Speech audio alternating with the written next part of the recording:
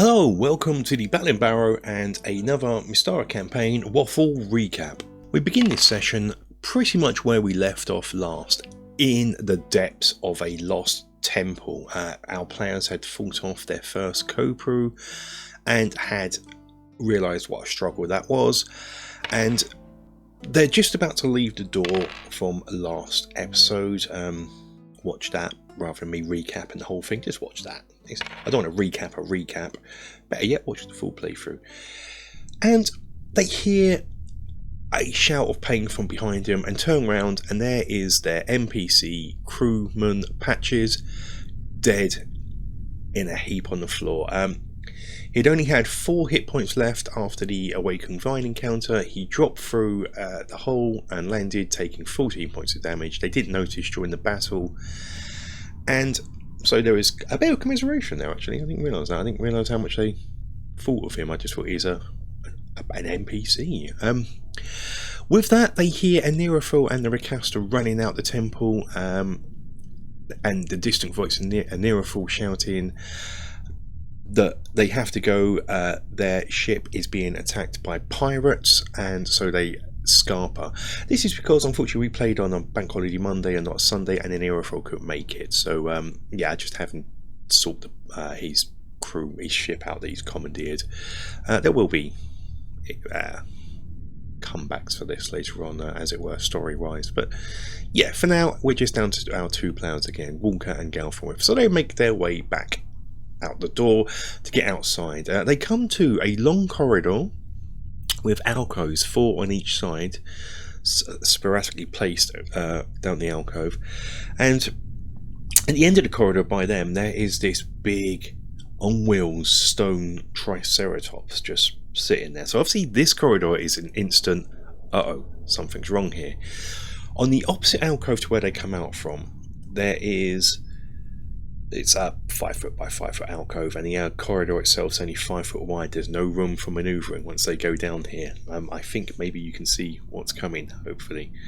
But anyway, on the alcove opposite, there is some coins on the floor, and one seems to be half in on the floor, but halfway under the wall.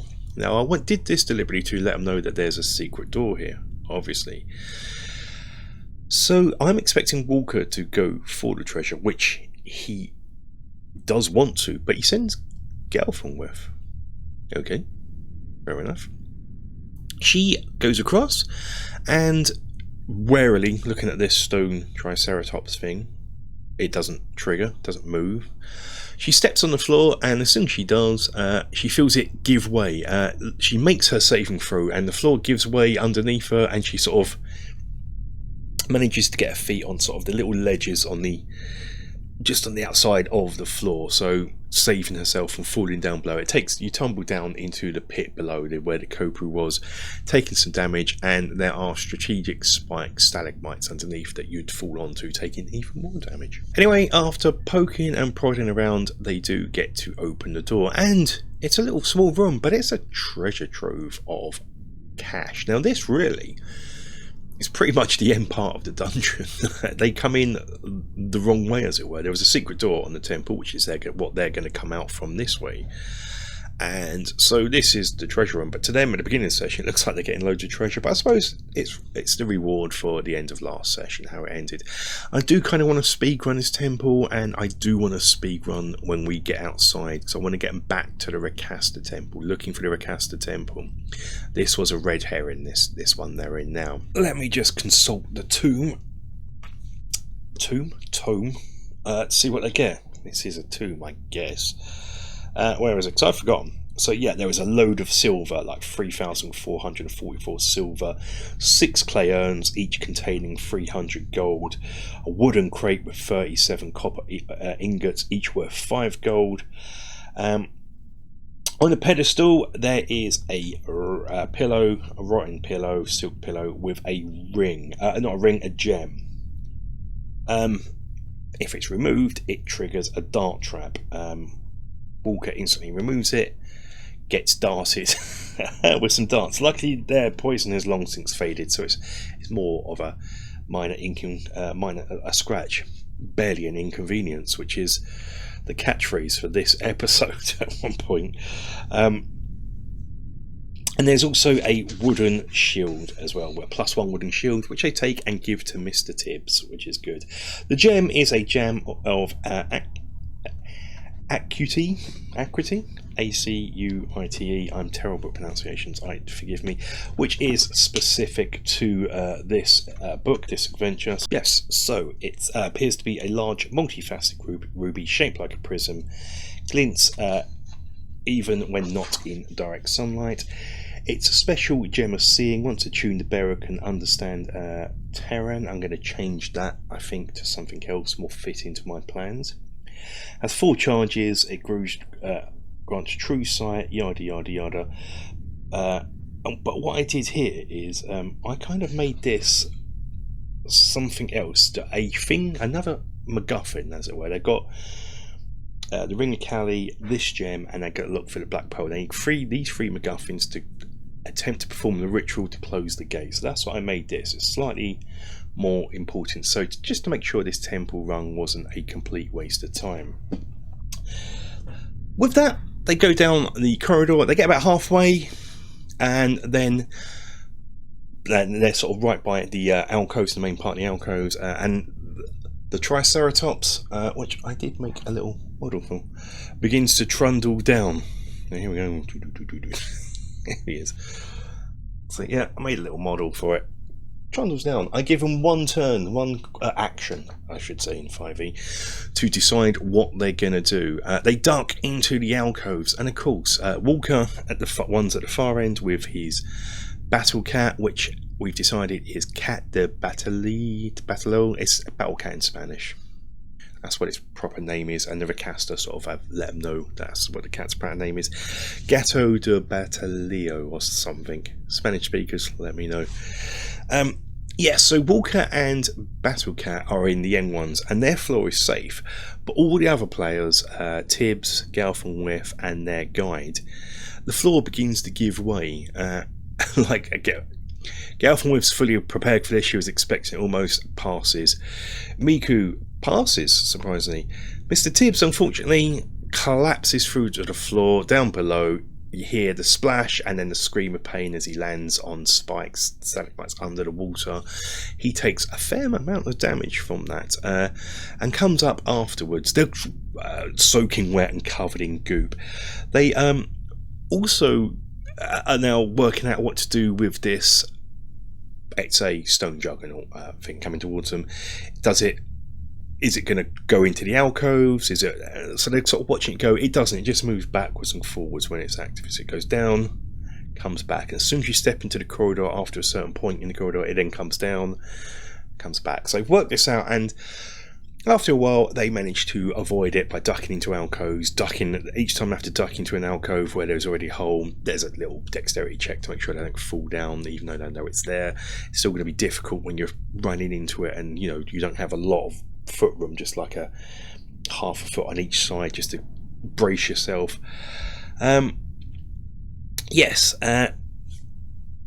so they make it out of it. And after this, I kind of speed run it. I'm going to say neither for Rakasta did anything else dangerous along the way. So we effectively get out of this temple. They got their reward. It's the reward from last week. I didn't want to spend too much time here. We sort of took it through the other way. But they're wondering where they're going to come out. And I don't know if you remember last week when you looked at the model of the temple, you could see a fake stone door. And if you recognise it from last year when I used it for Troubling Threshold, that was the door entrance. I put a magnet on it and put a thing over it so I could hide it. So it was pretty much in plain sight of the players. I could sort of almost see it. And so I put that bit of terrain down, and they're wondering where they're coming out from. And I just removed the door and go, that's where you come out from. And there was groans of, they could. It dawned on them. So anyway, we're back on track. I want to get them back. So Tibbs is looking at his map and he sort of says, right, we need to look for this Rakasta temple. The stone circle is telling us to go north. I work out from here where we are. If we head straight east, we should come, intersect where this stone circle is telling us to go. Boom. Let's get on with it. I work out how many days it's going to take to get there. It's like 2.5. I roll for random events. I don't want to get any. And on the first day, I get 1 during the day and 1 at night. So the one during the day, I work out they travel, and this also leads to a troglodyte encounter from Isle of Dread, and I'm going to make this totally optional whether the players want to do this. But so the first day, the encounter is Neanderthals. Okay, it's a hunting party of Neanderthals. I use Beckme rules for this, right? It's not in 5e, but I have the monster reaction chart. I get 11, and it's basically they're friendly. Cool, okay, that means this encounter is going to be a non-encounter, just a little something to spice up the world, this island, to make it feel inhabited. So they both parties see each other, acknowledge each other, seem unaggressive. I mean, really, the Neanderthal hunting party probably looks at our group and thinks they've got a dragon and a saber-tooth, and the players all tooled up with weapons. They want nothing to do with it. Let's just be friendly and move on. So in my mind, that's what happened. They get to the troglodyte encounter hex. And there's an awful smell coming from the cave, and they want nothing to do with this. By now, we're like almost near nightfall, where they should be camping. They don't want to camp here near that awful smell, so they push on to another hex. I make this completely optional. The encounter would only be if they wanted to investigate what this smell is and what's going on in this cave. They don't, and they move on. So that night there's the second encounter, and I actually totally forget what it was, but it was another non-encounter. I honestly can't remember. It's just another non-encounter where it's like, okay, letting that go past, not having anything to do with that, which is great. It's all down to player's choice. So yes, we then, luckily the next few days are uneventful, and we get back on track, and they find a stone circle, but it's not the stone circle that they were looking for, that this one was telling them to go for, because basically what it is, there are 4 stone circles, and that triangulate where, sort of forming a square effectively. Within the centre is the Rakasta temple, and so they found there's 2 at the north, northeast, northwest, and 2 at the bottom, southwest, southeast. They found the southeast one originally would point to the north east stone circle, and then the 2 northern stone circles just point directly to the Rakasta temple, unless they haven't found the south ones, but then that's just a bit of DM fudging. But anyway, they got found 2 stone circles. On the second one it points to the Rakasta temple, so they've already found 1 stone circle, so I'm not going to be that much of a git, as it were. So this one points to the Rakasta temple, which is southeast, so they got a new direction, and we head off there again, rolling for random encounters. We don't get any, or not any, that are worth recapping for the waffle session, and we soon reach the Rakasta temple. So yeah, we're in the wilderness, we're getting towards the temple, and just want to talk about something quickly now, and that's hex crawl sort of bookkeeping. Yeah, we're foraging for rations, food and water. You hear us when we talk about in the waffles, and you see us do it in the full play sessions. If you watch those, which you should.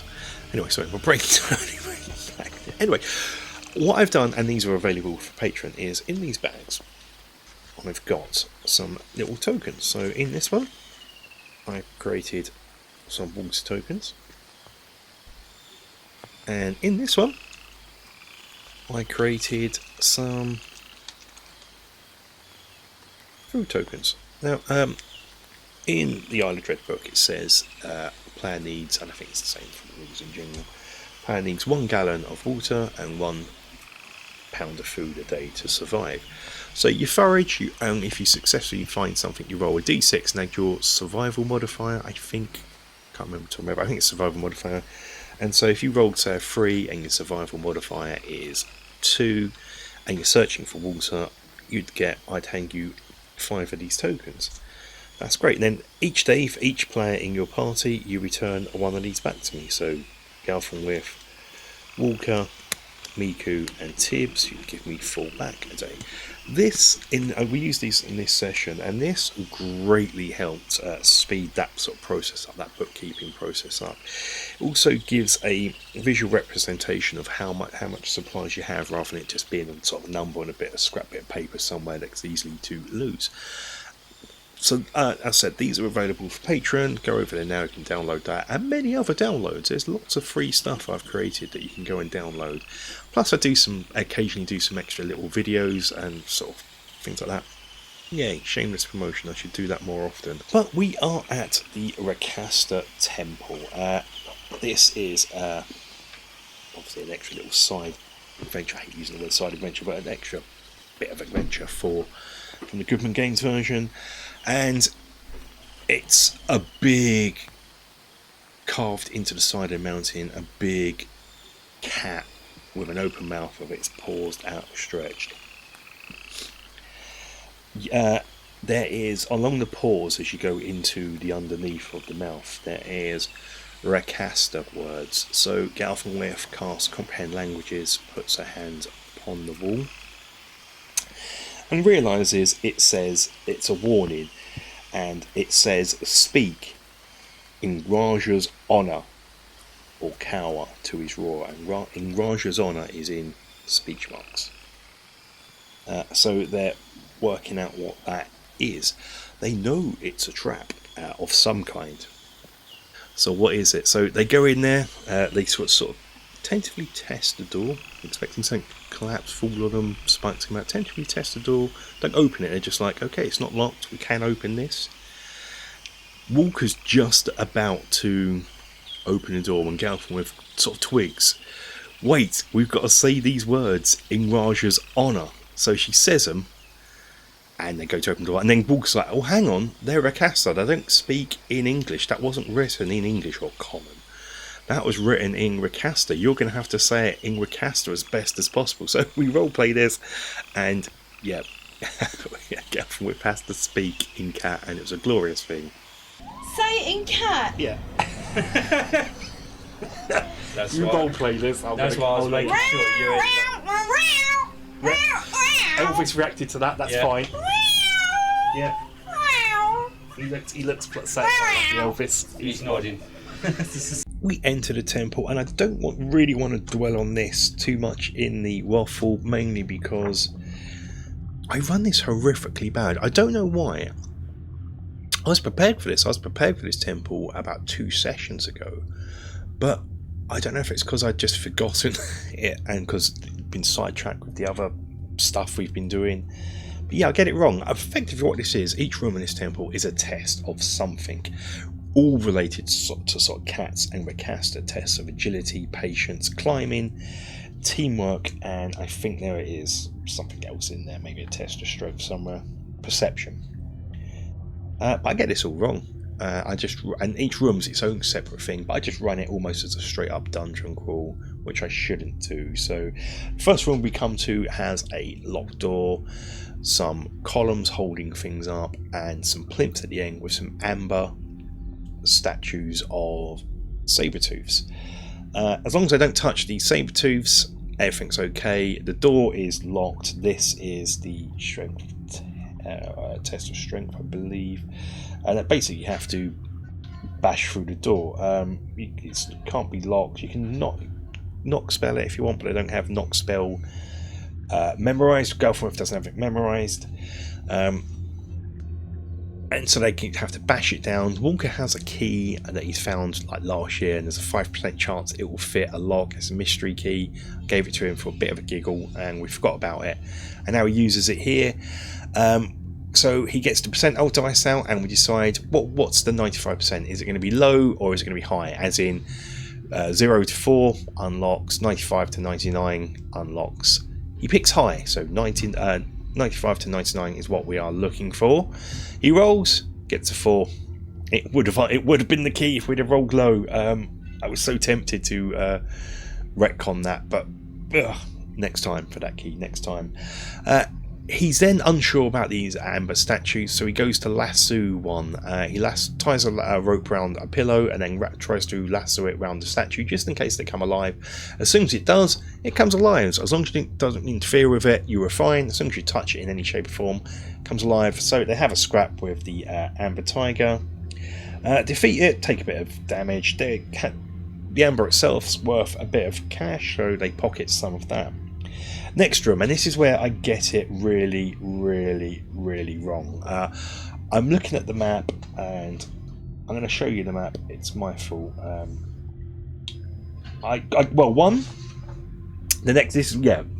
Next room, I actually skip ahead in the writing for some reason, and I start reading the next bit out and then realising this is not what I'm seeing on the map, get it wrong, and ultimately just decide to ignore the next room, which then causes problems later on down the line, because they needed some war claws, Rakasta raw claws from this room.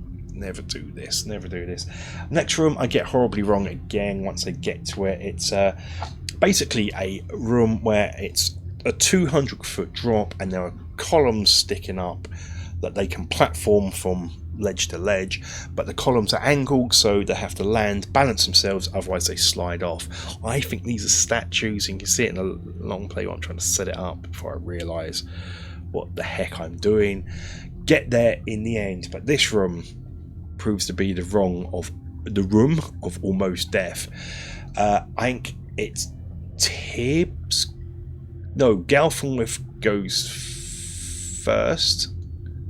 Falls, misses the jump totally. Falls, collapses at the bottom, almost down to 0 hit points. And then here, I think this is quite clever. Rather than climb back up where she is, she decides to go down the other end, climb back up there so she can get to the door area. Great. Tibbs goes next, and same thing happens to him. He falls, but where he had already taken damage from falling earlier on and the battle with the Copru and the Awakened Vines, he's down to 0 hit points, and he's an NPC that we use when we need. He's like a proper NPC, a proper PC NPC, as it were. In my case today, it's me controlling him, the DM PC. Ugh, the worst. But yeah, death saves now. Walker decides to come up with a plan. He tried this before. He jumps down and uses his boots Misty Step just to, at the last minute, go land where he wants to. We get that working. Yeah, so he goes down. He revives Tibbs. He's got some healing ability as a ranger. Revives Tibbs. In the meantime, Galfenwith is climbing up, and she's about halfway up when disaster happens. She slips and falls down. Now she is now down to 0 hit points, and so takes death saves too. She's on death saves. Now it's a really long haul. Walker has some ability left to heal her. There's no healing potions left at the moment. But it's going to take him at least 3 turns to get to Galfenwith. So she has to make 3 death saves. As long as she passes 1, she'll be fine. First one, foul. Second one, foul. And so it comes down to this. Are we going to lose Galfenwith? The third one's made, and luckily it is a pass. And Walker reaches hills and she has like 2 hit points left. So yeah, now alive, really low level of hit points. Miku climbs down and manages to make the climb, and so does Battlecat. They climb down from the other end thinking, we're not jumping this. Battlecat could probably do it really easy. And obviously Draco flies down, but he's still too small to be able to pick someone up whilst flying. Otherwise that would have been easy. They then decide, and I'm going to allow this to happen, in my game you can't just have a long rest anywhere in my campaign world that we're running. You have to be somewhere safe. So, obviously an inn, a tavern, their ship, a village where you've been welcomed in and the villagers aren't trying to kill you. And I deem that this is a safe point. There's nothing coming in from the outside due to that Rakasta warning. There's no monsters in here as such that are awakened. There's no wandering monsters. This is a safe point. So they get to have a long rest and so can heal up. Great. But the next morning we still have the problem of getting up there.